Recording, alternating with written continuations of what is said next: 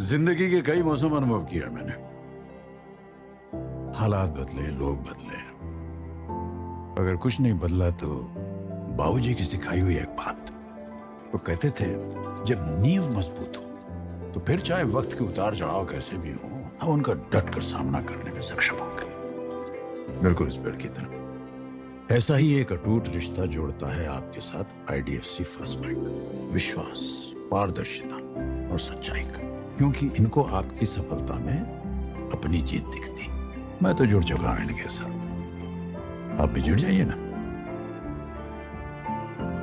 IDFC first bank, always you first.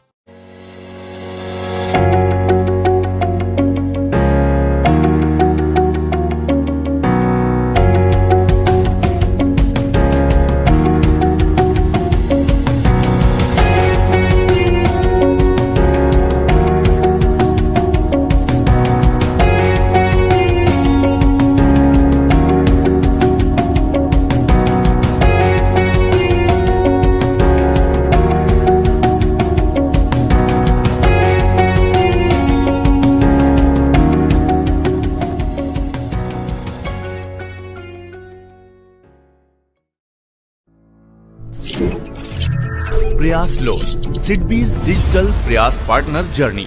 आइए देखते हैं इस डिजिटल इनिशिएटिव की जर्नी। इस इनिशिएटिव में पार्टनर इंस्टीट्यूशन के माध्यम से सिडबी के द्वारा लोन प्राप्त किया जा सकता है। सिडबी की प्रयास स्कीम की मदद से अपना छोटा व्यवसाय शुरू करने के लिए उद्यमी पार्टनर इंस्टीट्यूशन के ऑफिसर से संपर्क करता है और उसके केवाईसी डॉक्यूमेंट और बेसिक लोन इंफॉर्मेशन लेकर पार्टनर इंस्टीट्यूशन का ऑफिसर प्रयास ऐप में लॉगिन करता है।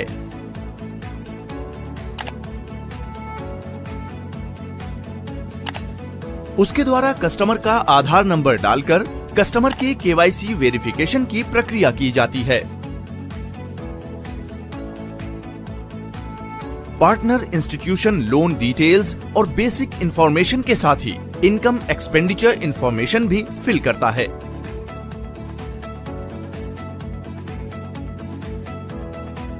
इसके बाद पार्टनर इंस्टीट्यूशन ऑनलाइन ब्यूरो से डाटा प्राप्त कर आगे की प्रक्रिया शुरू करता है। इसके बाद partner institution officer loan application को पार्टनर इंस्टीट्यूशन चेकर के पास भेजता है। पार्टनर इंस्टीट्यूशन चेकर डाटा को वेरीफाई कर लोन एप्लीकेशन को सिडबी में फॉरवर्ड करता है।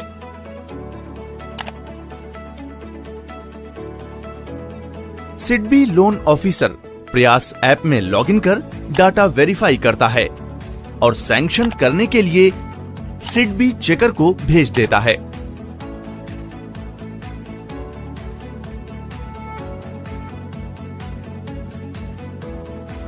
सिडबी चेकर डाटा चेक कर लोन सैंक्शन कर देता है।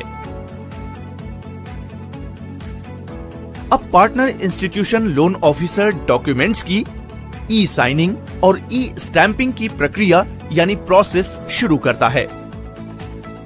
इसके बाद कस्टमर और सिडबी ऑफिशियल को एसएमएस और ईमेल द्वारा NESL से डिजिटल डॉक्यूमेंट्स का लिंक प्राप्त होता है। कस्टमर लिंक को OTP द्वारा खोलता है और उसके बाद निर्धारित डॉक्यूमेंट्स इलेक्ट्रॉनिकली ई साइंड और ई स्टैम्प्ड हो जाते हैं। इसी तरह सिडबी ऑफिसर भी OTP डालकर लिंक खोलता है और उसके द्वारा निर्धारित डॉक्यूमेंट्स इलेक्ट्रॉनिकली ई साइंड और ई स्टैम्प्ड किए जाते हैं। अब partner institution loan disbursement request initiate करता है और पार्टनर इंस्टीट्यूशन चेकर इसे दोबारा चेक और अप्रूव कर सिडबी को आगे भेज देता है। सिडबी ऑफिसर दोबारा डिसबर्समेंट रिक्वेस्ट को वेरीफाई करता है और सिडबी चेकर लोन अमाउंट और अकाउंट डिटेल्स वेरीफाई कर लोन अमाउंट बेनिफिशियरी यानी लाभार्थी के खाते में क्रेडिट कर देता है। इस तरह बड़ी आसानी से सिडबी और पार्टनर इंस्टीट्यूशन के माध्यम से बहुत ही कम समय में लोन प्राप्त कर छोटे उद्यमी अपनी जीविका का साधन अपना रहे हैं। प्रयास ऐप से अपने प्रयासों को सफल बनाएं। सिडबी आपके साथ है, सिर्फ एक प्रयास की बात है।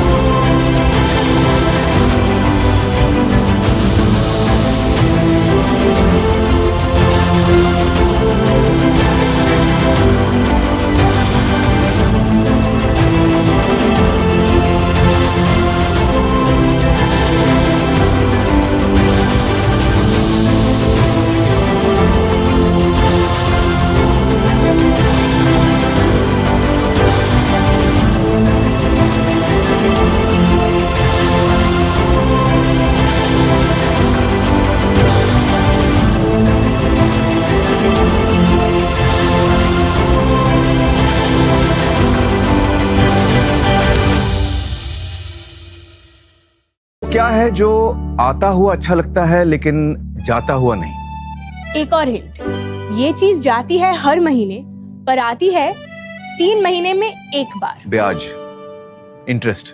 लोन पे तो इंटरेस्ट बैंक हर महीने लेते हैं। लेकिन सेविंग्स अकाउंट में इंटरेस्ट देते हैं 3 महीने में एक बार। ऐसा क्यों? एयू बैंक के सेविंग्स अकाउंट में इंटरेस्ट मिलता है हर महीने, मतलब साल में 12 बार। एयू बैंक, बदलाव हमसे है। Presenting 2 new tech initiatives in the retail microfinance sector.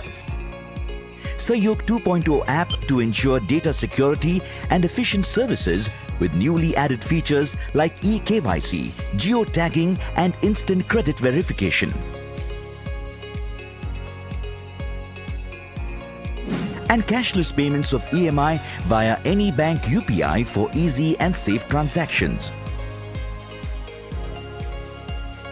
All this with an aim to enhance last mile efficiency and delivery for the microfinance entrepreneurs. जिंदगी के कई मौसम अनुभव किया मैंने। हालात बदले, लोग बदले, अगर कुछ नहीं बदला तो बाबूजी की सिखाई हुई एक बात। वो कहते थे जब नींव मजबूत हो तो फिर चाहे वक्त के उतार चढ़ाव कैसे भी हो, हम उनका डट कर सामना करने में सक्षम होंगे।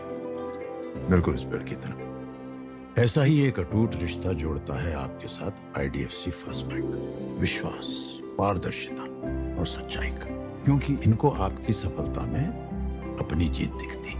मैं तो जुड़ चुका हूं इनके साथ, आप भी जुड़ जाइए ना।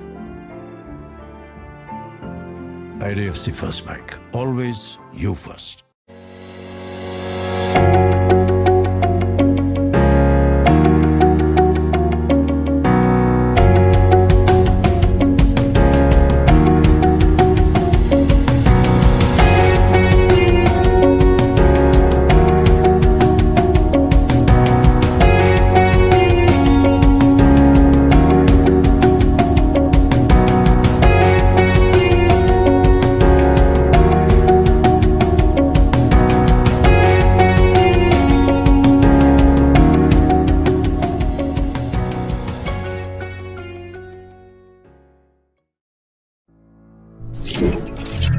प्रयास लोन, सिडबीज डिजिटल प्रयास पार्टनर जर्नी।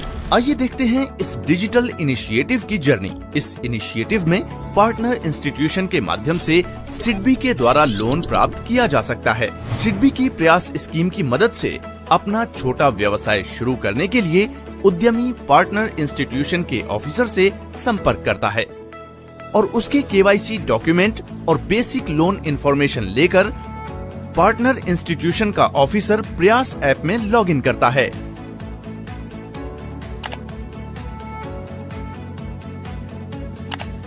उसके द्वारा कस्टमर का आधार नंबर डालकर कस्टमर के KYC वेरिफिकेशन की प्रक्रिया की जाती है। पार्टनर इंस्टीट्यूशन लोन डिटेल्स और बेसिक इंफॉर्मेशन के साथ ही इनकम एक्सपेंडिचर इंफॉर्मेशन भी फिल करता है।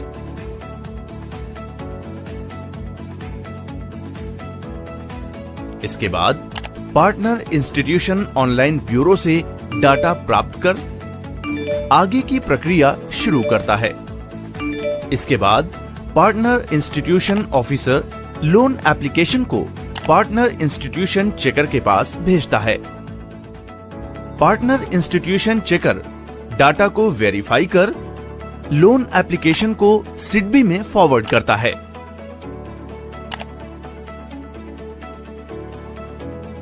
सिडबी लोन ऑफिसर प्रयास ऐप में लॉगिन कर डाटा वेरीफाई करता है और सैंक्शन करने के लिए सिडबी चेकर को भेज देता है।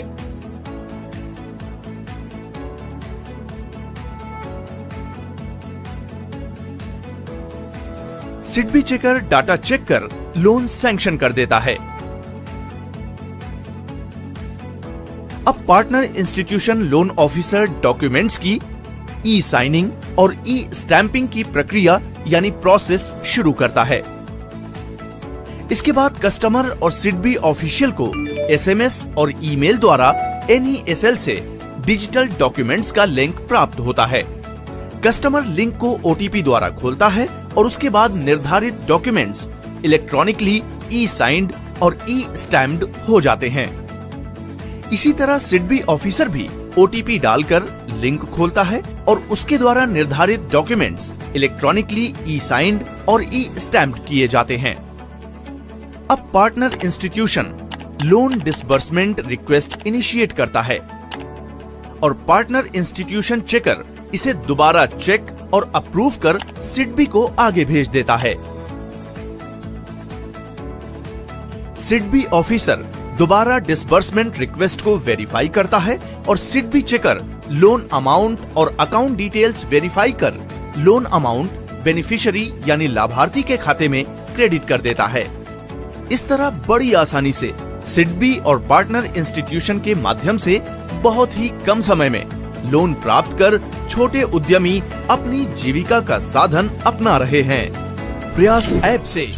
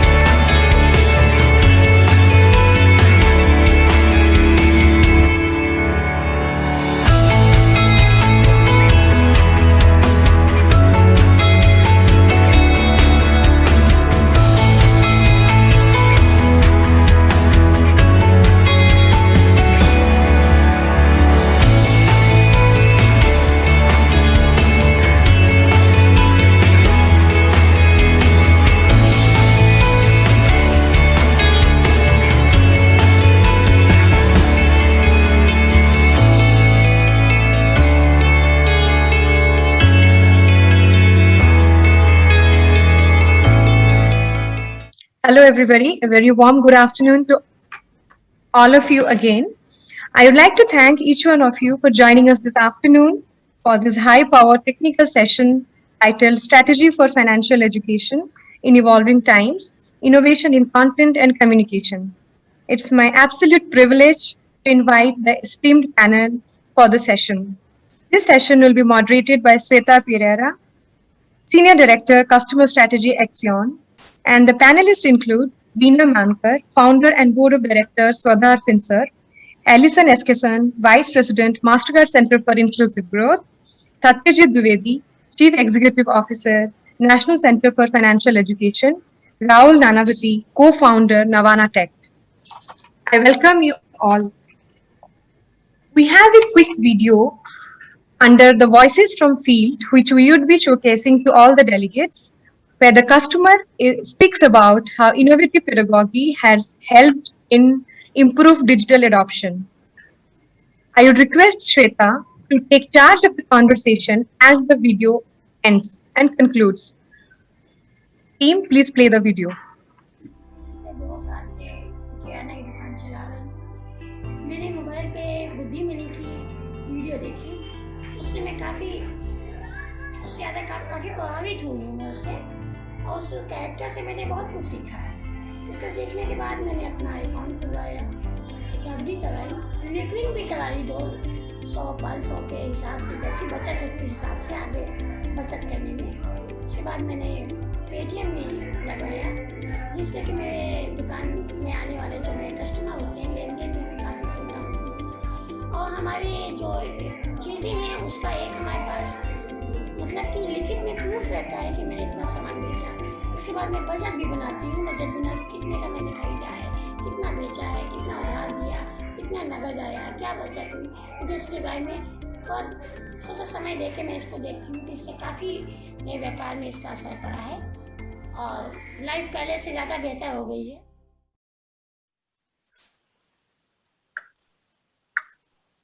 So welcome everyone, and just do a sound check. Can you hear me? Yes. Thank you and welcome to this afternoon session on strategy for financial education in evolving times, innovation in content and communication. I thank Access Development Services for inviting me to moderate this panel discussion. And I'm really excited to have our panelists over here, in fact, talking about the subject, which is so relevant today. And I've seen through their own innovative interventions that they have actually evolved and put out over their very innovative ways of financially educating these customer segments. So I look forward to our discussion today to learn from our panelists what has worked and what has not worked and how the space would evolve going forward. So why this problem today and what are we talking about? Financial inclusion, as we know through the 2017 Findex report, has actually informed that while India, we have nearly 80% of accounts open, we still have a huge problem of usage. Nearly 50% of those accounts have no usage at all.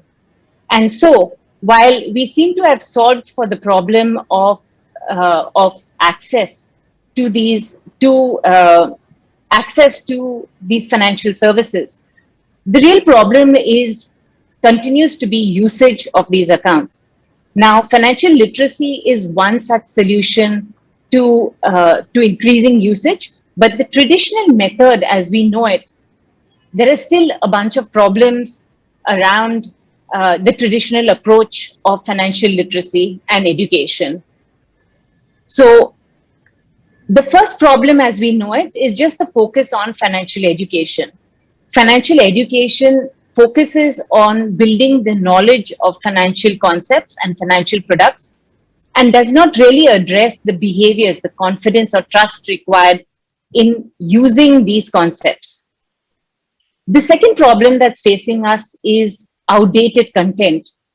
Content really is developed just at a point of time or is not customized to the needs of the customer segment. or where she is at in her customer, in the user's customer journey.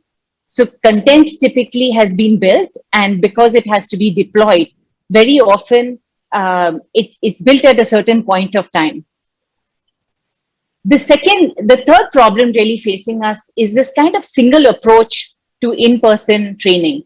A lot of the traditional approaches today continue to focus on just in-person training, largely classroom-based training, or these programs which happen. Now, while it is important, especially in the rural, semi-urban and semi-rural areas, to continue to have that kind of in-person touch, but with the evolving and availability today of smartphones, the lower cost of data, we need to have, and especially COVID, actually, this challenge of really in-person meetings, we need to look at incorporating more of digital technologies in these trainings, and an in-person training no longer would fit.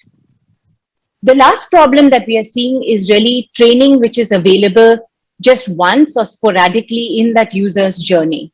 So really, and this is more suited to when a provider is able to deliver this training. There are ideally the training would have been delivered at when the user is actually going to use a service, or maybe even after they've used the service. How do you continue to engage with these services is really when the training has to be deployed.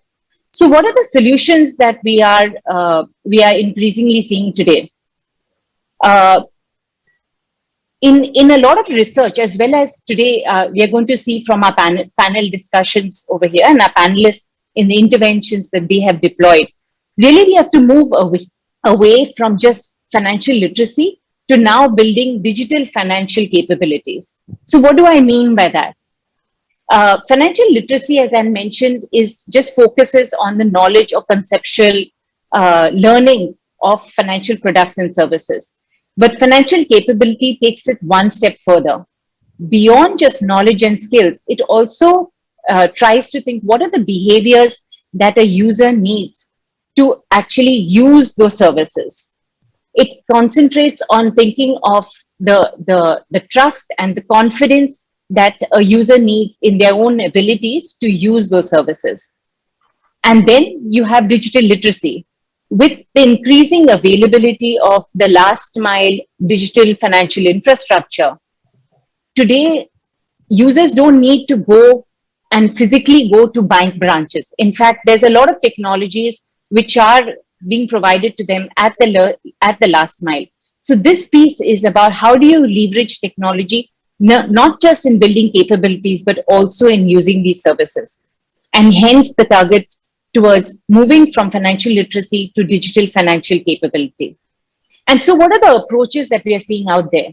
One is personalizing the message for each target segment, which means that really thinking through who is the target segment that we are serving.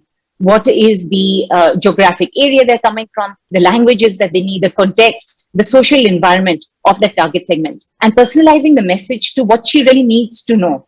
So in terms of the user, building on the knowledge, skills, and attitudes that the user already has, building on that to be able to personalize the message and really nudge the user towards using that service.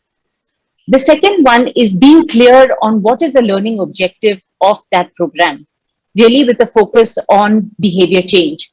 And for that, it is really thinking through for every intervention, what is that kind of the behavior, the skills, the trust that we have to build for that user.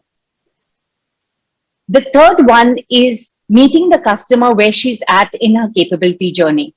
Just before accessing a service, or even during her journey of accessing, her customer journey of accessing a service, we should try and be thinking of what is the kind of knowledge, skill, attitude, or behavior she needs to be able to make that decision, or to be able to continue to engage with that service. The next one is trusted delivery channels to reach the customer. It's not sufficient that we deliver the content just generically. We need to have trusted delivery channels, which could be her friends and family, or the nearby local intervention center. And so these trusted delivery channels are really where we need to provide to the user. Finally, we need to be able to adapt pedagogy and employ behavioral tools to increase impact. And this is really talking about the nudges that she requires, or providing it at teachable moments, or other sort of behavioral interventions, so that she really engages with the content as well as with the channel. So coming back, and a little bit about Axion and my organization, really talking about how Axion drives financial inclusion. It's through influence, investing, and advice. In influence, through our research and insights, we push the industry forward. Axion also invests in companies that test new models and creates new ways to meet the financial needs of the underserved. And finally, through our advisory arm, we provide strategic guidance as well as management and technical advisory support to these financial service providers. So really, Axion, over its decades of engagement, has been developing capacity building programs for micro and small entrepreneurs in LATAM and in India. We have had decades of this kind of interventions, really with the focus of behavior change and customer focus, in using the understanding of the customer in developing both the content as well as the delivery channels. The solutions that we have put out there are both digital as well as in-person programs. Ovante, LATAM and India are our edutech solutions that we have put out there in terms of really bringing content through mobile apps as well as through digital interventions. Our Money Plan program is an in-person program and really serves the needs of more rural populations. And the recovery toolkit is focused on how do we support MSMEs to really recover given COVID and the impact on their businesses. And so over to our panelists. We have 4 panelists today: Veena, Mankar, Alison, Satyajit, and Rahul. These panelists have many decades of experience in deploying interventions for financial literacy. Veena herself has over 45 decades of experience, and Swadhar, which she has led, has both an in-person kind of approach as well as a digital approach. Swadhar has been empaneled by the RBI for operating centers for financial literacy all over India. Alison Eskison is the Vice President of Mastercard Center for Inclusive Growth. The center itself has deployed several programs in India, all over India, focusing on Kirana programs, on businesses, on MSMEs, through several programs, including the Project Kirana, which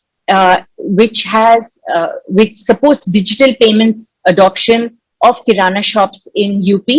Buddhi Money, in fact, which is a partnership with Access Development Services, reaching over 10,000 MSMEs in Rajasthan, and uses a blend of technology and videos to train, and other programs with Mandeshi, the Digital Saksham project, as well as Her Finance. So really, Alison, it would be great talking to Alison today to really see how have they customized content as well as built these sort of programs for MSMEs. Satyajit Dwivedi is the CEO of the National Center for Financial Education. It would be great talking to Satyajit today. The NCFE themselves have deployed programs ranging from programs from schools to training to teachers, young graduates and postgraduates, and for adults. So really thinking through that type of customer segment all throughout their journey. Rahul Nanavati is the co-founder of Navana Tech, and the company has developed and deployed AI-based voice technologies in Indian languages to bridge the digital divide. Navana actually is that kind of technology company which has really been thinking of not just the UI and UX to be able to nudge users towards using these interventions, but also thinking through what is the way in which we can deliver content, whether it's through voice or text or text, to this kind of customer segment. Navana has been working with partners like Ujjivan to redesign the Ujjivan mobile app for low literacy users. And so for our panel discussion today, we would be talking about 4 main areas: the customization of content to meet learners' needs. In a COVID world, how changes are required in financial education interventions, challenges in building digital capabilities, how should we be going about measuring impact and behavior change, and the role of banks, SFBs, and MFIs in the provision of financial and digital literacy. These are some of the topics we would be talking about today. And with that, I'm going to launch the panel discussion.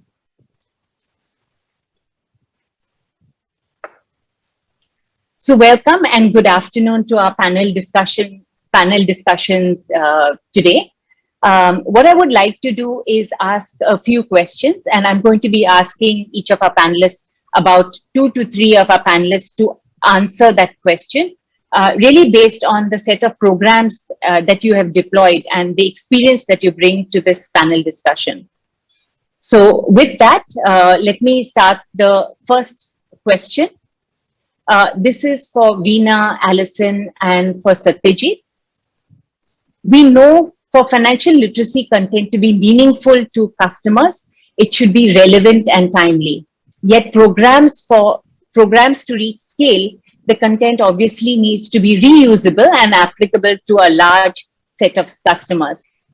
So what are the examples you have seen of content customization in financial literacy, taking into account, say, for example, gender, business stage and maturity, and business type? And what do you think are the solutions to mass customize this content? So I would ask Veena to first answer this question. Thank you, Shweta. It's an honor to be on this panel with all of you. I think the question is extremely relevant given the fact that we have such a diverse country across, with so much difference in context, language, literacy. So let me talk a little bit about how we go about doing it. So we do have a standard scope of what we want to cover under various subjects, but we customize it for a particular area by looking at what is the literacy levels in a village that we are going to be addressing. And maybe we don't look at one village, but a cluster of villages around that area. We also look at what is the context in terms of how much is the penetration of, say, financial services, digital financial services there. And then the content may not differ too much, but we contextualize it a lot. We also make it relevant for what is the activity that they are doing. We interact with some of the NGOs in that area. We also try and build trust with interacting with, say, the panchayat or the police station or the post office there.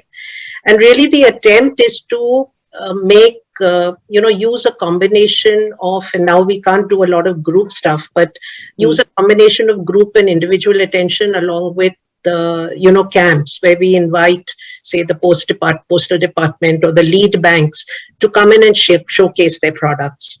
And then move from, not just talking about the importance of, say, saving or budgeting or credit, but actually going into what is the use of various products, particularly the government products, and hand-holding for adoption. So, as you know, under the CFL program, we do have a physical center there. So that helps a lot because people can come in and, meet people in the center when they have any doubts or follow-up that they want to do. I'll rest there. Thank you, Veena, for that. Alison, what are your thoughts here?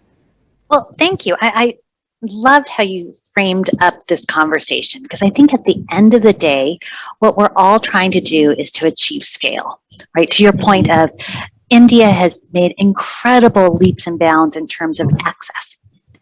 Yet usage is still falling behind. And that education piece is what we believe is sort of the catalyzer to increase the usage. But ultimately, what we're really going for is financial security, financial resilience, financial health, right? Like that's the end goal for all of us.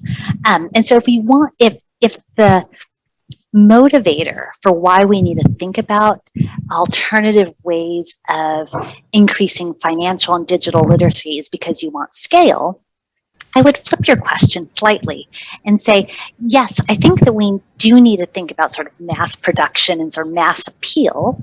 However, I think we could do that in a slightly different way. Because my worry is if we say, okay, we're trying to go for mass appeal, you're either doing one of two things. Either you're making it so generic, it doesn't really mean anything to anybody, or you're starting at the most basic level because you're trying to catch as many people as you can. But when you do that, you forego starting with the customer and where she is at her journey, which is one of the points that you put out. So what I would propose, rather than say, how do we create mass appeal, is to say, how do we identify who those trusted delivery channels are? What are the products and the services that are being offered? And create content that allows us to go along with those delivery channels.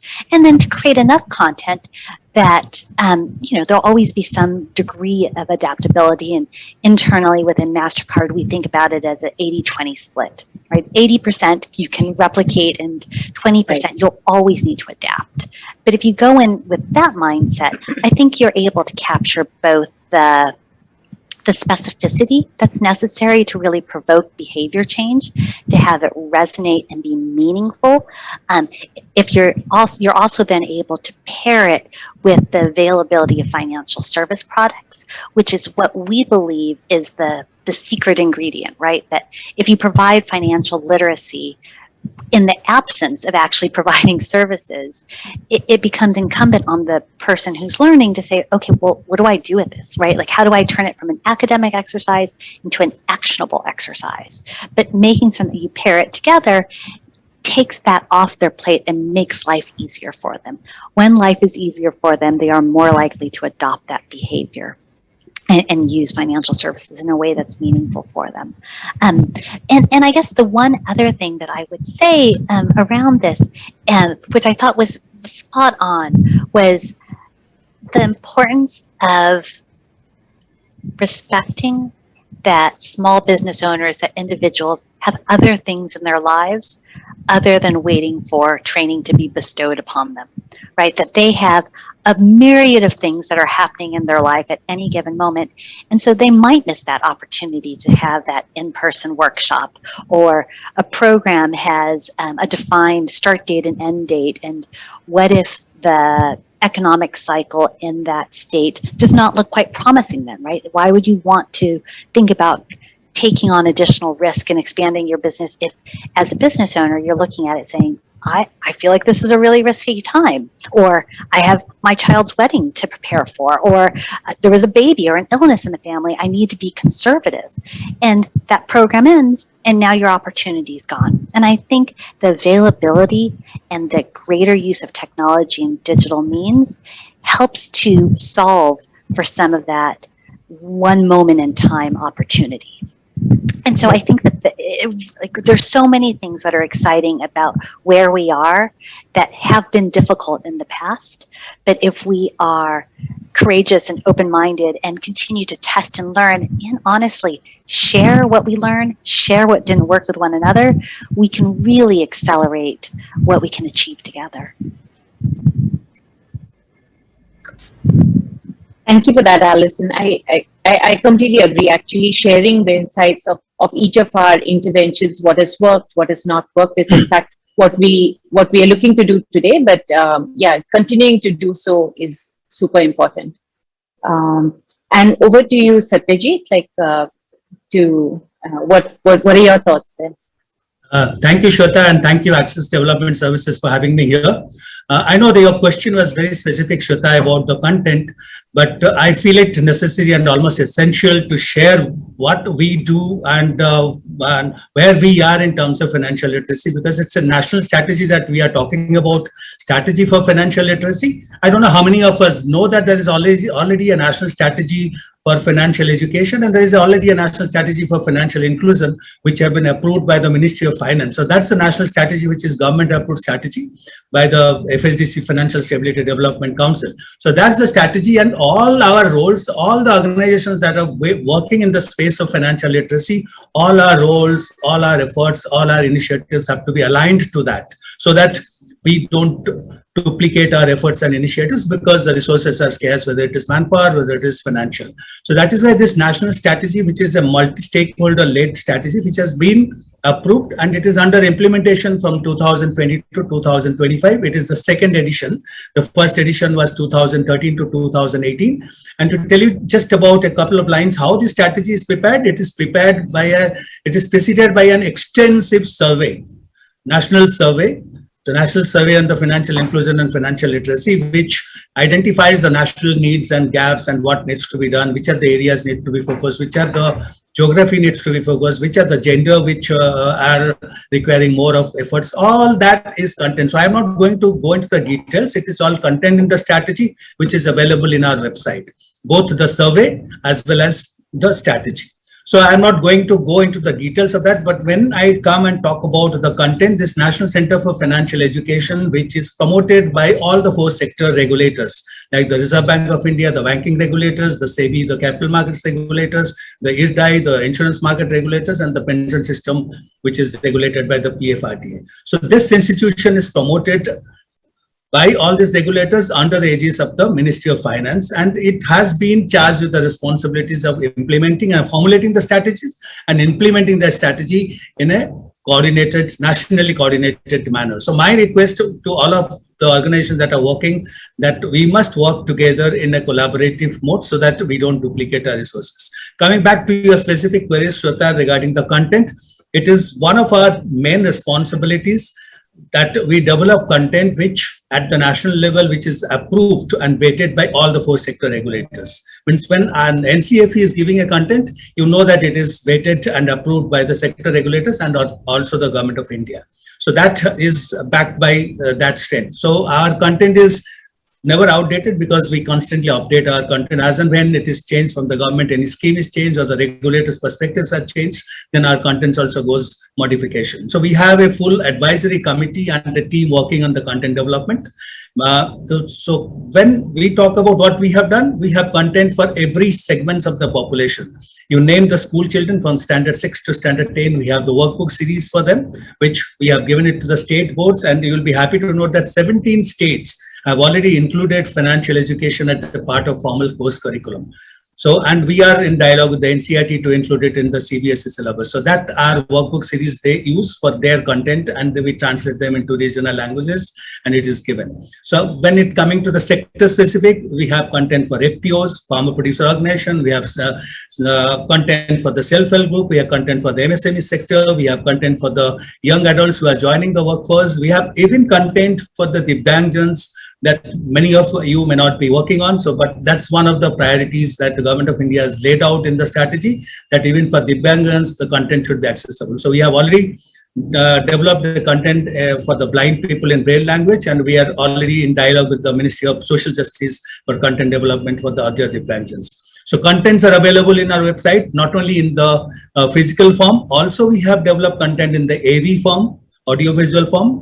We have a dedicated website called the ELMS platform, arthashiksha.com, which is the AV mode, which contains the 20 modules of 5.5 hours duration, covering all the 4 sectors like the pension, insurance, banking, and the capital markets. So this is also a free content which is available, which can be used by the financial education training providers also. I mean, they can do a self-certification by doing this course, and which is followed by a set of questions. They write they take that exam and they can generate a self-certificate for them.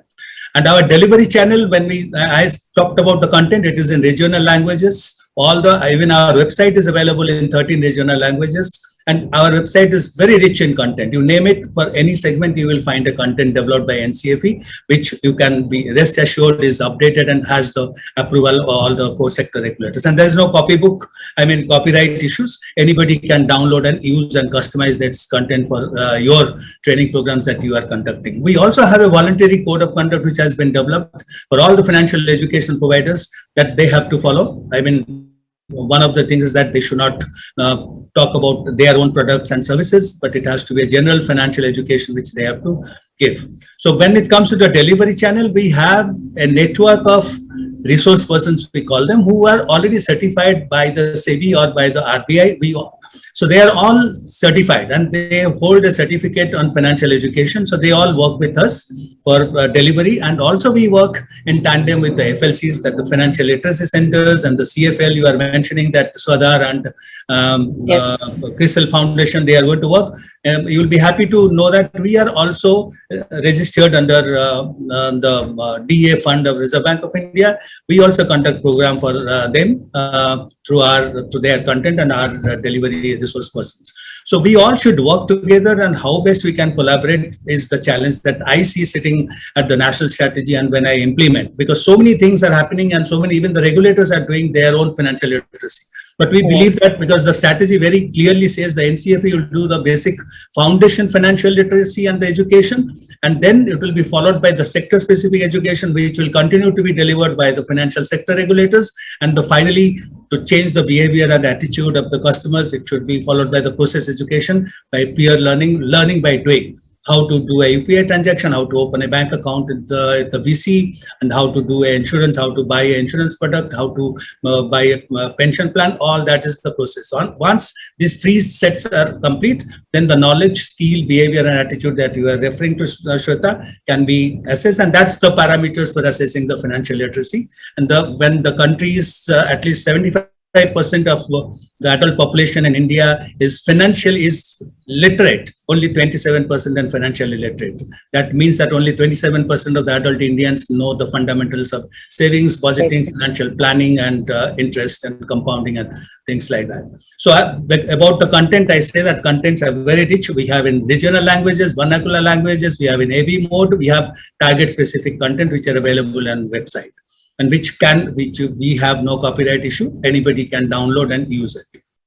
So that I pause here about the content, and your future questions. We have a 5C series and the 3D approach to financial, the national strategy, and is hovering around this 3 dimension and 5 C's. So I'll come to, in case time permits, I'll do. Otherwise, it is available on our website. Anybody can go through the national strategy and align your role accordingly as per that. Thank you.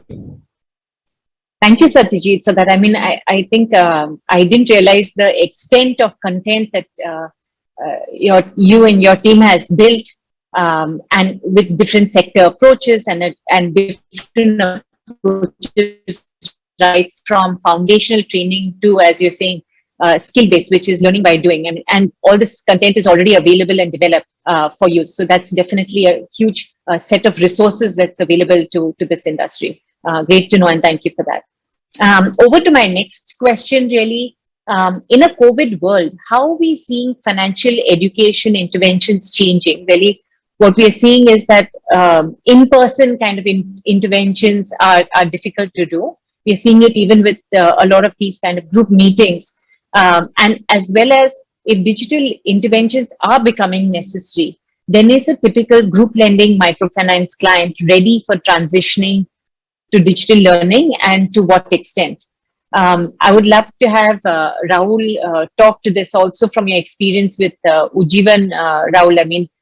How are you seeing these financial interventions changing, and you're deploying such technology already in that place? So please, go ahead.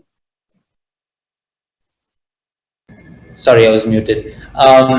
Yes. So just to place kind of Navana Tech in the context of everything we're talking about, when it comes to financial literacy and education, I think my esteemed panelists here do a fantastic job in actually getting that piece of the puzzle kind of done and put in the very difficult work of solving at the ground level.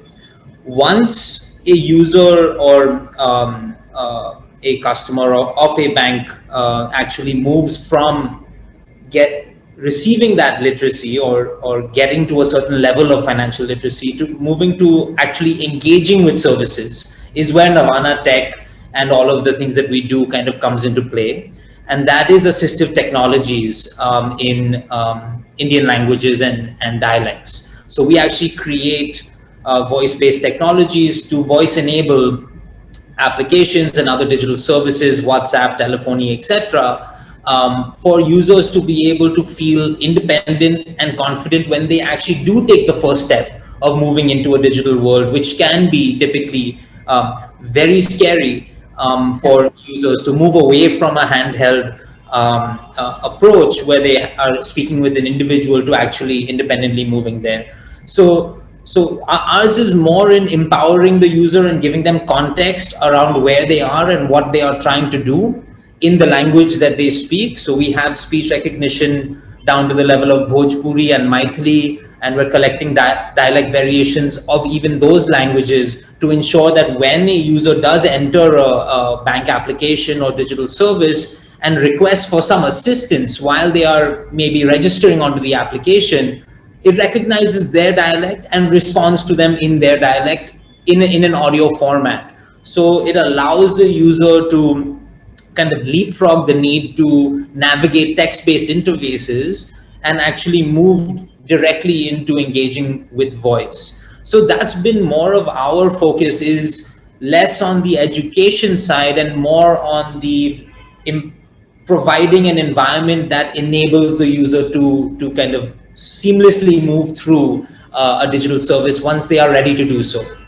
So that's most of the work that we're doing, focused around this speech recognition technology, understanding natural language processing, and being able to provide some sort of contextual feedback depending on where they are. So even things like when a user makes a mistake, so that can be seen as some sort of custom content that is being provided to the user at the point of failure. So if they are setting up a bank, their account, for example, and they need to set up a PIN, and they need to set up twice. What we noticed is sometimes the user doesn't understand that it needs to be the same PIN twice. And so they put in one set of numbers and then they put in the second set of numbers. And when they differ, usually there'll just be, some red text at the bottom.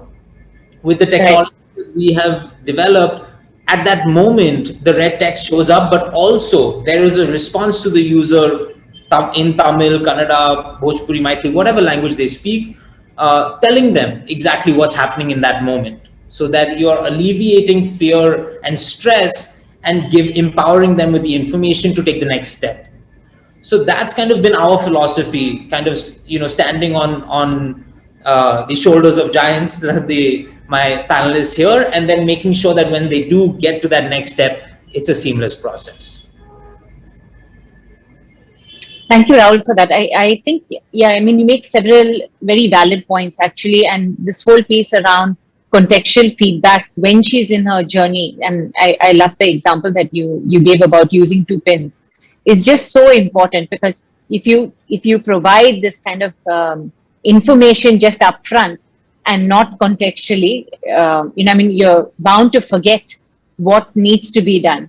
And by being able to provide it back in the same context and in the same dialect, I think it, as you correctly said, really building trust and overcoming those fears of, oh my gosh, what would happen if I put a wrong pin? That those fears are alleviated. So maybe one more example here, Shweta.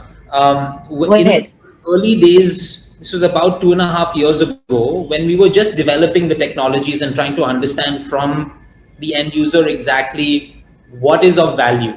How can we actually create an experience for the end user to receive the assistance they need to get through these complex flows like registration and payment.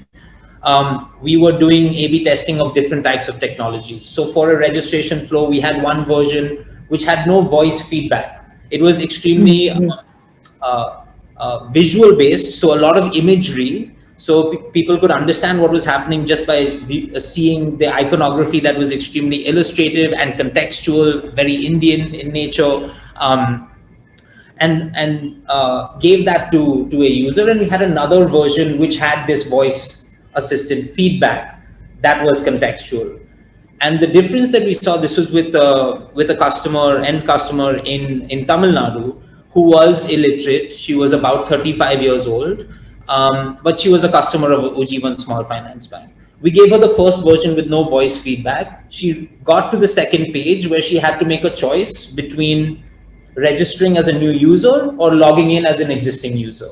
Second screen. No voice feedback, no contextual feedback. And she stopped and she looked at us and said, I can't move forward. We said, okay. We then gave her the second version, which had the voice feedback. And she went through a 15-screen registration flow after being stuck on the second screen seamlessly. So it was at that moment that we realized that, okay, this is an extremely powerful tool and a simple one as well for financial institutions to be able to integrate into their products, to give that hand-holding to users in an automated fashion, just as they are receiving hand-holding from individuals today. Well, so interesting, Rahul. Thank you for that. I would like to ask this question again of Satyajit yourself. Like, given this very large-scale program and the programs right from school children to adults, how are you seeing these interventions, financial interventions changing? You had in your initial address also talked about the various methodologies that you have deployed. But now, given the COVID context, how are you seeing these kind of interventions itself that have been deployed by organization changing? Thank you. First, I will tell you how do we scale. We know that India is a vast country of 130 crores population, and one institution and one method and methodology is not going to work. And we cannot saturate the whole country by that. It will be a continuous process, financial literacy and education. It's not at overnight, and we say that all the country is financially literate. So our approach has been how to scale. The first is it must begin in the school classroom. So to do that, we have, as I told you earlier, the 17 states have already accepted and they have integrated financial education as a part of their formal school curriculum. We are in dialogue with another remaining 8 big states, and already 2 have shown interest, and maybe 22, 23 academic session, they will also integrate. So once that, you know that there are 4 lakh schools in this state boards, and you see the number of students from the 6th to the 10th. That's how you can attain scale. So then the NCERT, then the National Education Policy also vocational education and the skill education, they have given stress. So we are in dialogue with them. Once that comes through, then all the schools following CBSE and ICSE syllabus, they will have a mandatory, and the financial education will be embedded in the school curriculum. That's the way the other countries have also, few of the advanced nations have done, and we are trying that. So that part. And then again, we have programs for the teachers. Means, okay, you integrate that into the school curriculum, but who will teach them? So because you need teachers who will go and teach them. So we have programs developed for them, which is called the Financial Education and Training Program for the teachers. And there are many schools, we declare them as the Money Smart School program. We have something called the Money Smart School program. The teachers, we teach them, we train them, they go back and teach their students in the school. And then the students write the exam and they pass, and then the school is declared as a Money Smart School and the teachers are declared as the Money Smart teachers. So that's how, I mean, at that level, when we're talking about the young adults and the school, that's one approach. Then in the 11th and 12th, we are developing the content, and that also we are trying to integrate that into the 11th and 12th. That will be, may not be a horizontal integration like the other 6 to 10 because they read various subjects. So it is easier to integrate. Something will go into the civics, something will go into the economics, something will go into the physics, something will go into the mathematics. But when 11th and 12th, the streams are different. either the science or the arts or the commerce stream. The commerce already they teach, read a lot of financial education. The other two we will give them as a standalone subject of the financial literacy. Although electives it is available, we are telling it should be a mandatory that every student in the 11, 12 should do. Again, same it with the ITI, same it with the B.Ed, M.Ed, we are trying to integrate. So that's how we are going to attain scale. So coming back to the other programs like the adults, we have something called a FAPA, financial education for adults. So that we do on our own. We do about 5,000, 6,000 programs covering about 2 lakhs population, but we know that is just a minuscule portion compared to the entire population that has to be addressed. So that's how the collaboration comes in. Whoever are doing whatever, like the CFL, they are doing from 18 to 60 years of age. Wherever they are there, they are going to be set up in the 100 blocks. They're already there. We are trying to collaborate with them. So we will take care of the school part, which they are not doing under the DA funding. They are not doing for the senior citizens. So then we try to saturate one district completely. For the entire district, entire block will be financially literate. We can declare one district as a financial literate district, like financial inclusion district. It was announced earlier in 2010-11. So that is one way. The other way is all the ongoing training programs, wherever it is happening in the ministries, the skill development and the skill councils. So we try and integrate that. We are telling them financial literacy and education should be an integral part of all your trainings. The budding entrepreneurs coming for the MSME sector, going through entrepreneurship trainings in various RCTs, the Rural Self-Employment Training Institutes. I don't know whether you are aware or not. There are about 2,000 such institutes which provide training for the skill and entrepreneurship development. We are trying to integrate that there as a component the training. So all this is how we are trying to synergize and converge all the efforts which are ongoing there, how the financial education and literacy can go. And in addition, we do a lot of workshops, seminar, national level to get the policy feedback, what works and what doesn't. Our survey has very clearly spelled out what works on the ground and what doesn't. And if you read our strategy of the survey, you will find what works in the field. And our experience also suggests to saturate, you have to integrate this with various, because the investor education programs are going on. The depositors awareness education programs are going on by the regulators. The pension fund, they have their own set of programs. The insurance regulatory authority, they are having to their agent network doing. Everybody is doing. A lot of things are happening. So we are just trying to collect and form a dashboard. And that is one of the mandate of the strategy, that a dashboard should be there to capture the initiatives played by even the private sectors and the banks, what they are doing. Then what are the critical gaps that need to be bridged? Then we do that niche intervention there. And so it's a large scale financial education. How the majority of the population will be covered is that. And then coming back to the digital. What we have done, I told you that ELMS platform that we have developed in the pandemic time. And ours is the only institution in the country which started program in the month of September 2020 itself, when the country was reeling under the severe pandemic. We didn't stop working. Right. All our boys, we used to come to office and we started online, which we were not doing earlier. So online mode was also well accepted, but we realized that offline and online, both combination will work better. So we are on a hybrid. Wherever the permission is given by the district or the block authorities, there we do offline program, otherwise we do online programs. So that's another approach. And the delivery, I told you, yes, one is the group mode, one is the Nukkad Natak. We community-led approaches that we also emphasize. We rope in the NGOs for mobilizing the participants, and then through delivery through our trained resource person. So we also do that. And we work with 12 ministries in the central government, including the Ministry of Rural Development, who have their national level rural livelihood mission, you may be knowing, and where they have 50,000 of master trainers who are imparting financial literacy to the SHG, the female members in the SHG group. So you can imagine the scale they have. So we are trying to go with them. So that's how we plan. It's a very well planned and well thought out strategy to do like this kind of thing. And we invite all of you to also collaborate with us, because you are doing wonderful job in your own pockets and segments. We would like to leverage your strength wherever you are strong. So many private players have come to us and we have done some pilots with them to see that how they deliver my content and this, and leveraging your strength. I mean, a lot of institutions who are doing this in the private sector. Thank you. Yes. Yeah. Thank you, Satyajit. Yeah, I think partnerships and building on partnerships and what's already being done existing in the industry and moving forward, I think that would be the best way to kind of leapfrogging and learning from each other. Over to my next question, and this is mainly, and starting with you, Veena.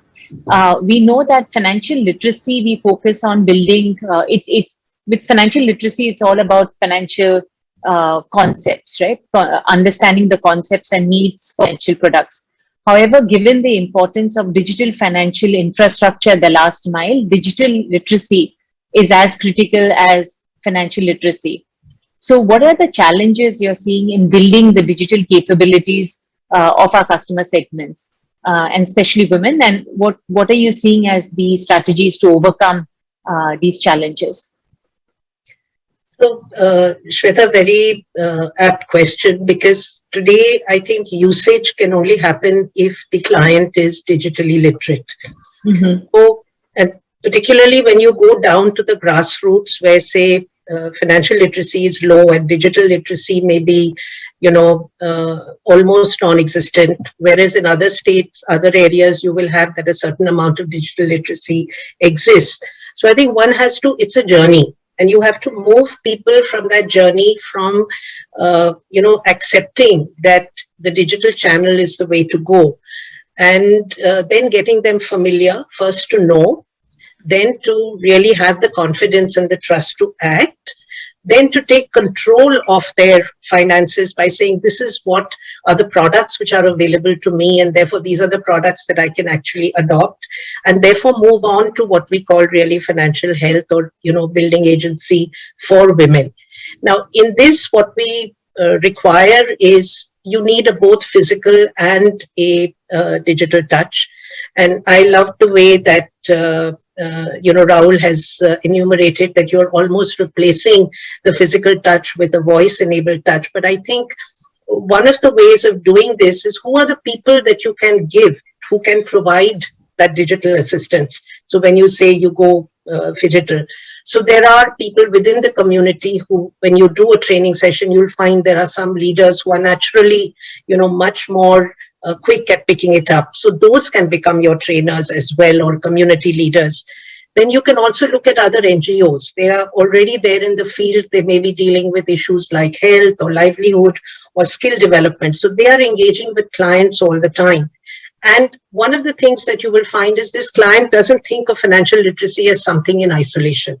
They think of it as financial and digital literacy as, how is it going to help me in what my goals are?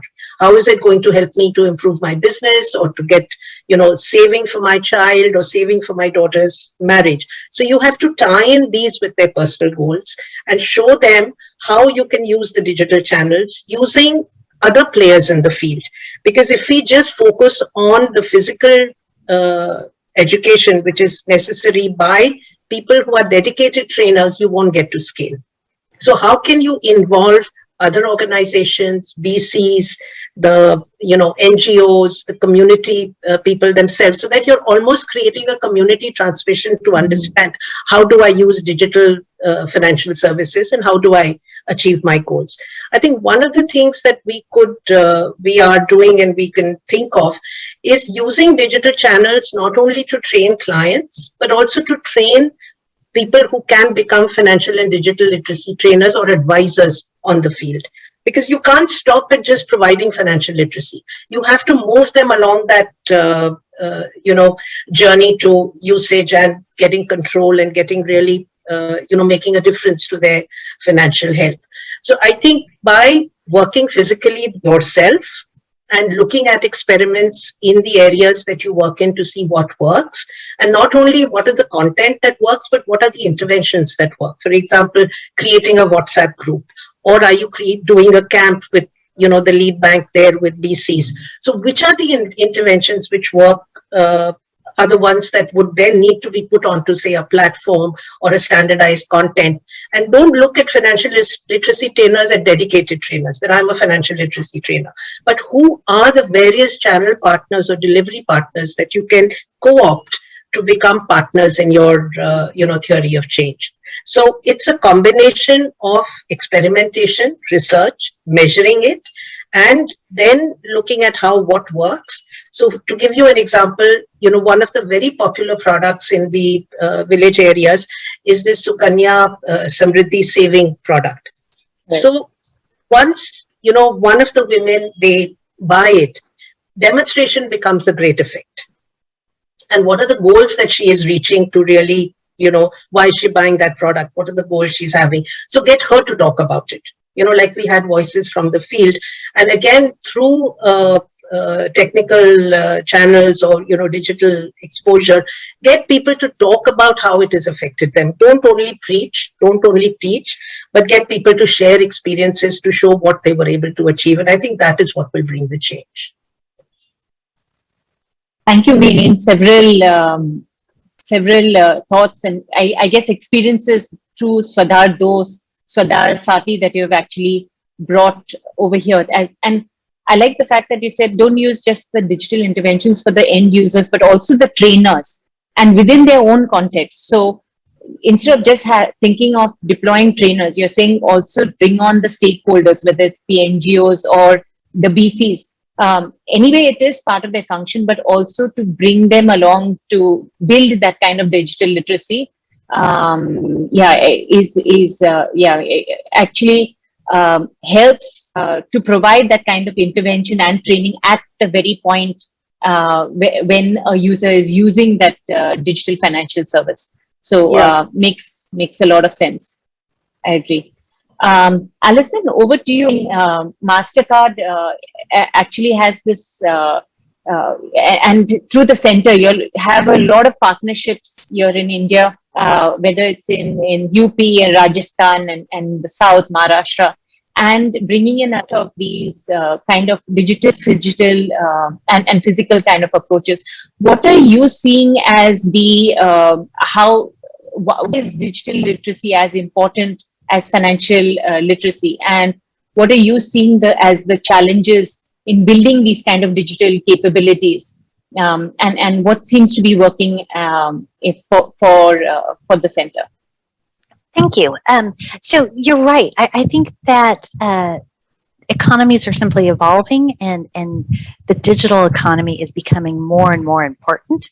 I think COVID, it was on that trajectory anyway. COVID seemed to have supercharged it just because the physical lockdowns and the inability to have free mobility forced people to say, how do I continue to connect with my customers? How do I continue to educate my children?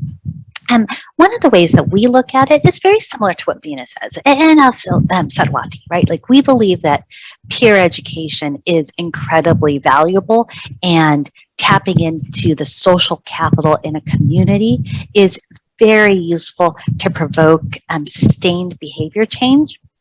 So that absolutely is integrated into the way that our partners oftentimes will design and deliver programs. But if you took a step back, when we think about digital training, we oftentimes think about it as a funnel, right? That you can use digital training to get to the masses. And there's some information that is actionable, right? Like, to Raul's point, right? You can provide a voiceover to help somebody get through a step-by-step guide. And there's certain information that is easier to convey in that way, and easier for people to absorb and say, okay, I know what to do now. I can go and do it. But we recognize that as you move through that funnel, right, you go sort of broad with certain topics, that there's also more topics that are just more complicated, right? Like, if you're going to start to talk about bookkeeping for somebody, they need somebody to ask questions to. It needs to be a more engaged approach. And so when we think about how do we design and deliver a program that elevates financial and digital skills, pairs it with the availability of services so that the information isn't just academic, but actually actionable, we really think about how do you layer it and move people through this funnel, right? How do you provide them the information that is easy to absorb through a digital technology? How do you introduce more complicated concepts? But then how do you provide that peer training, that support, one-on-one support to get them all the way through to that other end? Because that journey, and thinking about it as a funnel to more effectively use digital training allows us to capture a lot more people and move a lot faster to scale. And I think one of the things that you had raised earlier was, are people ready, right? Like when you think about the last mile and COVID, what happened? We had a partner, or we have a partner who works in Maharashtra, and we've been talking a lot about, it's time to think about how do we move to using digital training. And our partner's position for a long time was, we're just not ready, right? We work with women entrepreneurs. They're very small. Many of them are informal. They're mostly rural. Like they just don't have the ability to launch into digital training. And then the pandemic hit. And lockdowns came and people became scared, right? Just genuinely scared to interact with others. And it was like a light switch just went on. And all of a sudden, women entrepreneurs who were scrappy, right? Like who are used to figuring it out and finding workarounds, very quickly started to form WhatsApp groups among their peers, very quickly started to connect into the Rural Women Chamber of Commerce, very quickly started to connect into trainers and advisors to ask for support. And they started to shift what they were asking for, right? Like the idea of digital marketing all of a sudden became very important if the only way you can communicate with your customers is through a platform or through WhatsApp. And when we look to the future, what's that next piece that's really important that people have not yet focused sufficiently on is cybersecurity, right? How do we start to teach about cybersecurity through digital training, through peer-to-peer, but linking that to individuals and small businesses' financial health? That this is an important part, that if we don't focus on it now, with the rise of digital economies around the world, you're going to have this incredible cyber attacks coming not just from within India, but from around the world into India, because India is a growing, prosperous economy. And you become a target because you're successful. And so how do we start to prepare and get ahead of that curve so small businesses and individuals at the base of the pyramid who are least able to weather that kind of cyber threat are protected? Thank you for that, Alison. I completely agree. I mean, actually just moving from, to think of it as a funnel, right? I mean, going from really basic concepts to more complicated concepts. But even as you're saying, cybersecurity today, I mean, it's less about parts, but increasingly as digital financial concepts are becoming a little more complex and easy on the other hand. I think kind of training and helping our end users build trust in the system and know what to do and what not to do is just so important now more than ever. I think with that, maybe let's go over to the set of questions that have come in from participants. The first question that really, I mean, we've been talking about in this, Satyajit, Veena, yourself, Alison, have been talking about using and sharing information that and best practices that we've already learned about. So a question that has come in is, are we reinventing the wheel for financial literacy content? How do we create a platform for knowledge exchange and collaboration to address this problem? Veena, I would request you to take that question. So thank you for that question, because I think one of the problems really is that a lot of us are working in silos. And I think we have a perfect platform here that Satyajit has talked about. And maybe that's the, place where they could really create that platform to share. They already have a platform where they are building so much of content. But apart from content, also the experiments which are working, the names of organizations who are working in this area, who want to work in this area and who can collaborate with each other. The various types of, I think, technology solutions that are available, which ones are working, which ones are available to, organizations in regional languages or in specific languages, which ones already have a certain amount of connectivity with the financial service system, so that, choices can be made by both financial service providers as well as institutions which are working in the area of financial literacy as to how to combine the two and have a integrated offering to the customer, along with a way to address their grievances. So, if the platform can also look at what are the various grievance redressal mechanisms that are available to customers, either by listing the local banks which are available. So, I would really like to, get Satyajit's perspective on this, because sharing what we have, what is working, how to integrate it with the financial services locally available, and how to work together with organizations who are in touch at the last mile, but may not necessarily be providing financial literacy at the moment, but have realized the need for it. So, yes, Satyajit. Yeah, just to supplement, Meena, as I mentioned, it is already specified in the national strategy, and it is one of the action plans that a dashboard needs to be developed at the national level. To start with, it will be with the regulators and the NCFE, our initiatives on the financial literacy domain, what we are doing, where our programs are being conducted, and what works and what. And we also have a corner called the success stories. It is not necessarily that the programs conducted by NCFE alone. We do collect from other sources, whoever wants to give us. Then there is also a link. You will find the success stories, what is working and what is not working. But this financial dashboard, literacy dashboard, is under preparation. And once that is done, we will capture the financial literacy, initiatives and efforts of all the institutions, not only the private, even the financial service providers like the banks. We will be giving them the link and they can upload it there. So that will be a microsite kind of a thing on our website, which will be a dashboard. So that dashboard will give us to know what is happening in this literacy drive, literacy space. Even the ministries also, they are doing their own programs. So once everything comes under the one platform, then the collaboration and partnership and strategic partnership building will become much easier. And to identifying which are the areas where more focus needs to be given, where more efforts needs to be given, that will be the one. And Veena also mentioned about the customer grievance redressal.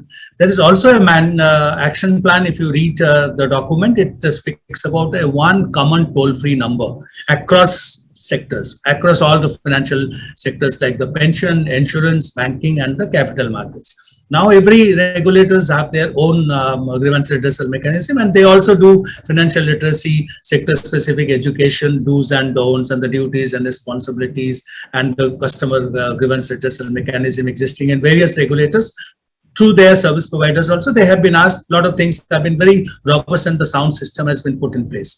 But the final thing is also there is a mandate, a common toll-free number should be developed, which is across financial sectors. So that also, by 2023, we should be developing that platform, common toll-free number. So that will address any customers, he doesn't have to go to the insurance or pension, he need not know. Only one common toll-free number, he gives it and it is directed to the sector regulators. That is also one of the action plans under the strategy. So these two things are there. So collaboration, as of now, it's rightly said, the participant, whoever said, it's a very pertinent question. In the absence of knowing what is happening in the entire financial literacy space, who is doing what, it is becoming difficult to collaborate. So once that platform is available, then the collaboration will become much easier. No, that's it, Satyajit.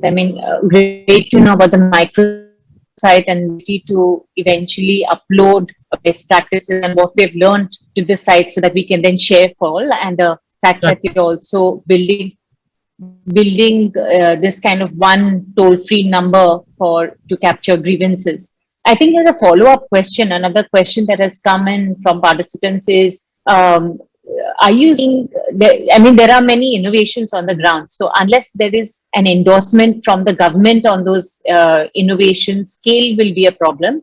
So how are you seeing synergies between the private sector and the government in kind of endorsement of these programs? I think endorsements have already been, there is evidence of the endorsement by the regulators. You see the CFL model which the Reserve Bank is setting up. It is through the NGO-driven model. So they have realized that community-led participation is a must. So the regulators themselves have realized so NGO-led model. So they are going to set up 7,000 CFL across 7,000 blocks in the country, which will be driven by the NGOs. So that collaboration and realizing that the NGOs play a significant role and their leaders, as everybody will agree, that Bank Saki or Bank Mitra, whatever you call them, so that community leader themselves will become the master trainers. So this train the trainers model will continue. So the Reserve Bank has already acknowledged that. And even the strategy also speaks about the private agencies. As I mentioned, we have already started piloting with some of the private players who are doing good work in the financial literacy space. We already spoken to ICICI and HDFC, how is their model working? So only thing is that which was guiding us, prohibiting us going on an aggressive way was that we did not have a model code of conduct. So now it is put in place. So otherwise the banks will say that my products and my services can be sold. So that kind of a model code of conduct we have put. Now the collaboration will become much easier even with the private players. So we are open, as I mentioned, so for partnership and collaboration, and the strategy acknowledges that the private players' contribution cannot be undervalued and underestimated and unrecognized. Right. That's right. And just moving on to impact evaluation. So how are we seeing Alison, maybe I would ask you to reply to this. So for measurement of impact and behavior is important to calibrate how programs are doing.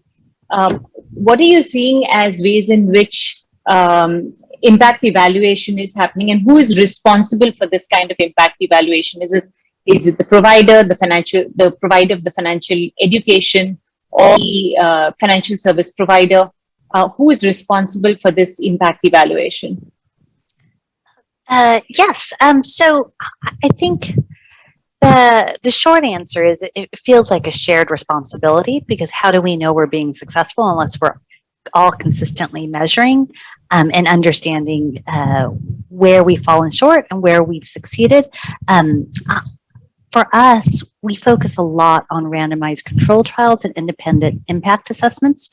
So when we work with partners, we build off of the academic insights that have already been tested in a controlled experiment, integrate those into our programs, and then continue to iterate and test and learn. And so when we launch a new collaboration, we ensure that we're putting in philanthropic money so that there is upfront a well-known expectation that we are going to pay for independent impact assessment. And quite frankly, if you don't plan for that, you don't have the baseline data, so you won't really know what the change in behavior is at the end of the day.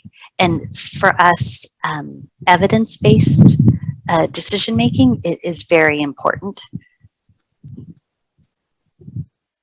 Please go ahead, Shweta, can I actually ask Alison a question? Please go ahead. Yeah. So, Alison, there are, we sort of struggle with this a little bit. One looks at a horizon for impact assessment, which is generally short term. But you're also looking for a longer term impact, which is much more behavior oriented. And has the woman really taken charge of her life? Has there been a change in her behavior, which is more or less permanent? And it's not just about, saving or using products in a transactional way, but is she managing her economic resources in a manner which will lead to better health? Do you do any studies on that, or, a little longer term? We do.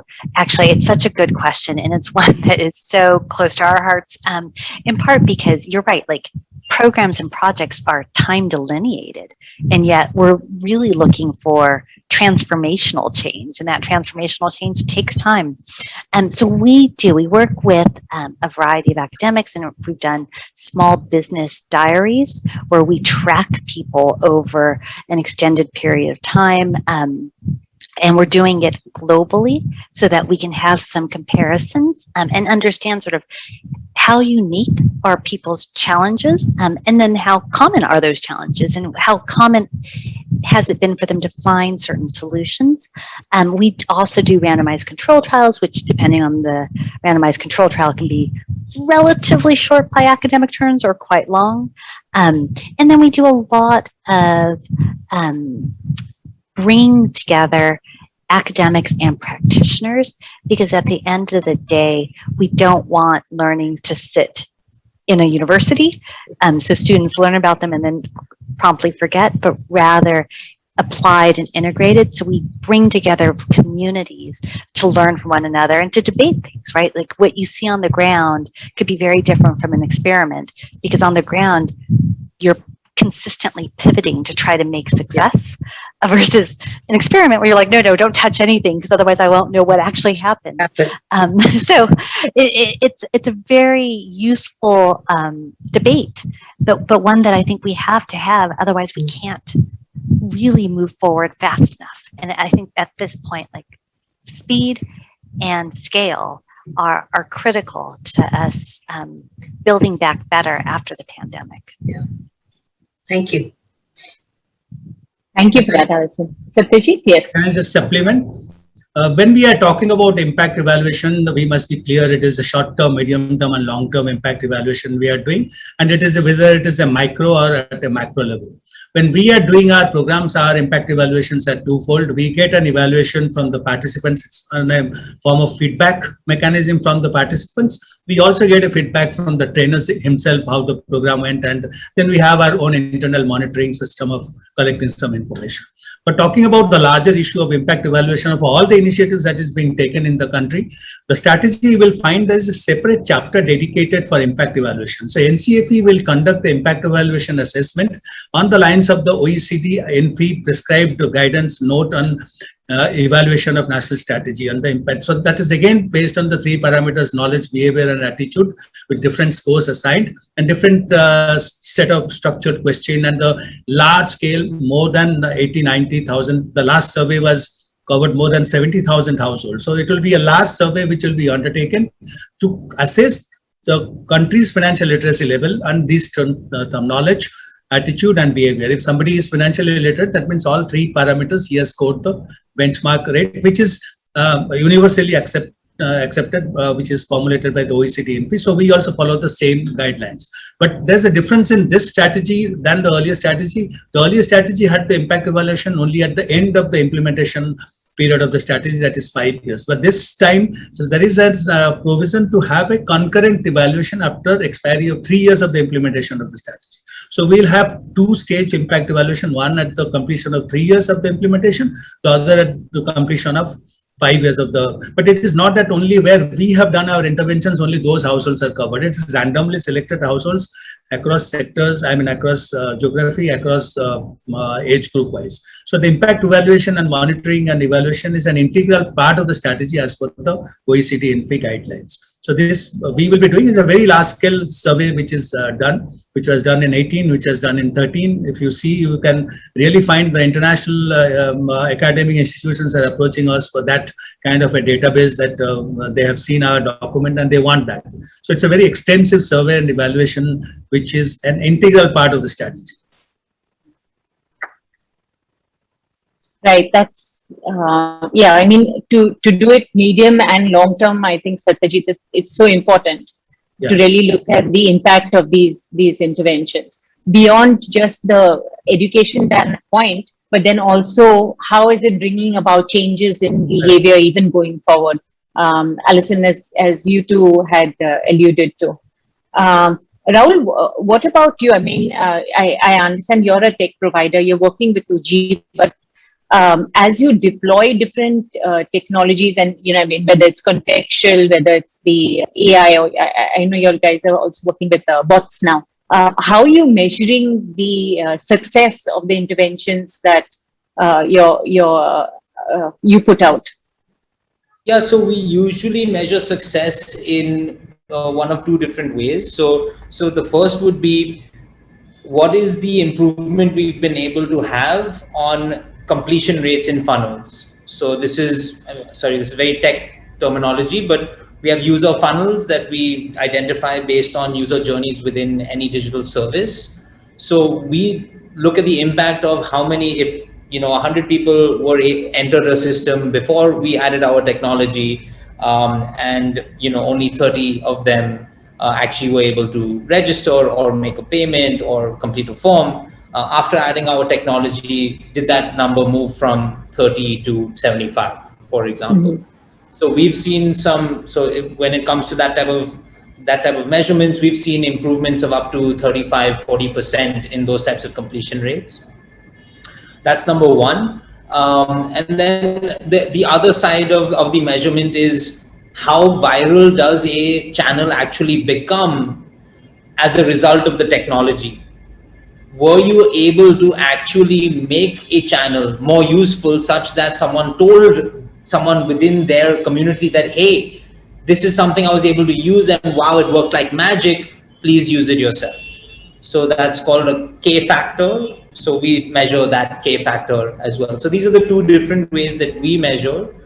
There's one step before it reaches our domain, which is, out of all of the people you are marketing this to, how many of them actually came into the system?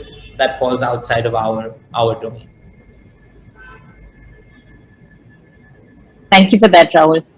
Is Ujjivan also doing some amount of impact analysis beyond just yourself, like in terms of how are these the tech interventions actually creating impact or building digital capabilities within the end users? Yes, but I believe, I can't speak for them, but the impact assessment with regards to our project is specifically towards what changes were seen for the business and for the users when they were exposed to this type of technology. Mm-hmm. When it comes to financial literacy or long-term assessments over 5-10 years, I'm sure they're working on it, but not something I have visibility into. Right. Yeah.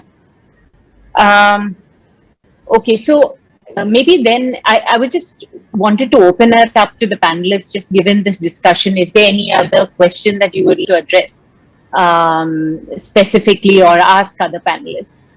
Well, Shweta, it's not a question, but Rahul's comment around how they measure change is interesting, right? Because it's a very private sector approach, and I wonder what we should learn from that, right?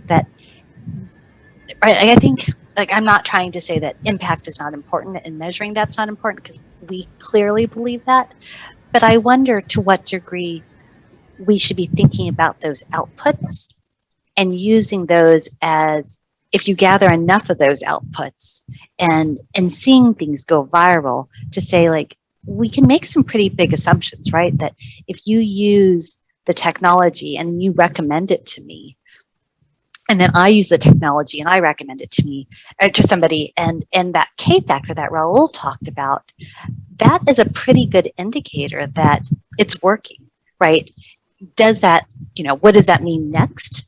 I don't know. And in this example, maybe that's an unfair thing to say, but, right, but I wonder if we should be thinking about those alternative uses of sources of data to be able to help us, one, bring down the cost of measurement and evaluation, because it is quite expensive, but then perhaps focus our energies on that impact piece, because if you compile enough of these output indicators, you get a pretty good picture. And I think the other thing that we talked a lot about was the importance of starting and working with where a person is in her journey and having that training go alongside her. And I think that's also really important. But I wonder how much of that is necessary because you see so many, right? Like think of WhatsApp, like there was no training on WhatsApp. People figured it out, right? Like they had that K factor of Raul did it. Raul taught me how to do it. I taught Veena how to do it. And all of a sudden we're all on WhatsApp, right? Like there was no teaching of how do you use YouTube or TikTok or ByteDance, right? Like there was just like, there was that K factor. And I wonder if when we start to think about digital skills and financial literacy, if there's a way for us to learn something from the private sector and say, how can we create things that can go viral, that can accelerate it without us orchestrating to the same degree? And maybe we'll always need to do some, and maybe there'll be pockets of communities that doesn't make sense for. But if we want to really get to scale, we've got to find ways to leapfrog over what we've traditionally been doing. So Alison, I'd just like to make a comment to what you just said. You know, one of the things the client struggles with is, what is my financial status?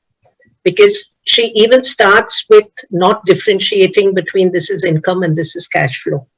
So I think a very important development which is coming up in our market is the account aggregator. Now, we look at the account aggregator as something that a high net worth individual needs, or somebody with, you know, ambition to make wealth will really look at and say, okay, how do I go on this journey to build my wealth? This is where I am now. These are the tools available. But I think this is an extremely important and empowering tool available for poor households as well, to give them in one picture, this is my financial status. Understanding that is a great place to start. And I think that will become almost viral, because, and it's a consent-based architecture, so I don't have to show it to somebody else, but at least I get. And I think once that starts happening, we have to find the methodology to be able to simply explain to her what that financial status is and what can she do to link it to her goals. So almost getting, you know, let's say a barefoot financial advisor who she can go to in her community, which could be the BC again, or could be somebody who's better educated and, you know, working in a local bank, or, you know, the branch or whatever. But I think if I don't know where I am, how do I know where I want to go? So I think that would be a big game changer. And banks should look at it not only for the higher income category, but must look at it for the microfinance and micro entrepreneur category as well. That's super interesting. And I think you're right? Like, how, if you don't know where you're standing today, how do you know where to go? Where to go? Yeah. Exactly. Yeah. Thank you. And I think for that, we will conclude session. And thank you so much for each of your very different perspectives. I think as we've seen with several examples over here and has been discussed by these panelists, there has been innovations that we're seeing on the content in kind of customizing, as Alison, you said, that kind of 80-20 rule in terms of customizing the content to the context. The large survey that has been conducted by NCFE also to kind of understand what's happening on the ground, the geography, the context, to then moderate. So there is hope, just as a bottom line. I mean, and I think the biggest takeaway that we kept talking about is ways in which we can continue to engage, in fact, beyond these kind of panel discussions, to engage and collaborate and share our best practices. And I think what NCFE is doing in terms of building a dashboard and being able to create a microsite where we can potentially put up our own learnings would be a great start. So thank you for that, and thank you for your time. Thank you, Shweta. Thank you. Thank you. Thank you, panelists. All my co-panelists as well. Thank you, panelists, for such an interesting discussion and sharing your perspectives. Also, a special thanks to Shweta for such a deft moderation of the session. Once again, I thank all the delegates who have logged in for the session. We will have a short break now and then begin the second and last technical session of the track at 2:05 p.m. in the same hall. Thank you, panelists. We'll see you as delegates. You can log in on the same link for viewing the other session. Thank you all. Thank you. Thank you. क्या है जो आता हुआ अच्छा लगता है लेकिन जाता हुआ नहीं? एक और हिंट, ये चीज जाती है हर महीने पर आती है 3 महीने में एक बार। ब्याज, इंटरेस्ट। लोन पे तो इंटरेस्ट बैंक हर महीने लेते हैं। लेकिन सेविंग्स अकाउंट में इंटरेस्ट देते हैं 3 महीने में एक बार। ऐसा क्यों? एयू बैंक के सेविंग्स अकाउंट में इंटरेस्ट मिलता है हर महीने, मतलब साल में 12 बार। एयू बैंक, बदलाव हमसे है। Presenting 2 new tech initiatives in the retail microfinance sector. Sahyog 2.0 app to ensure data security and efficient services with newly added features like eKYC, geo-tagging and instant credit verification. And cashless payments of EMI via any bank UPI for easy and safe transactions.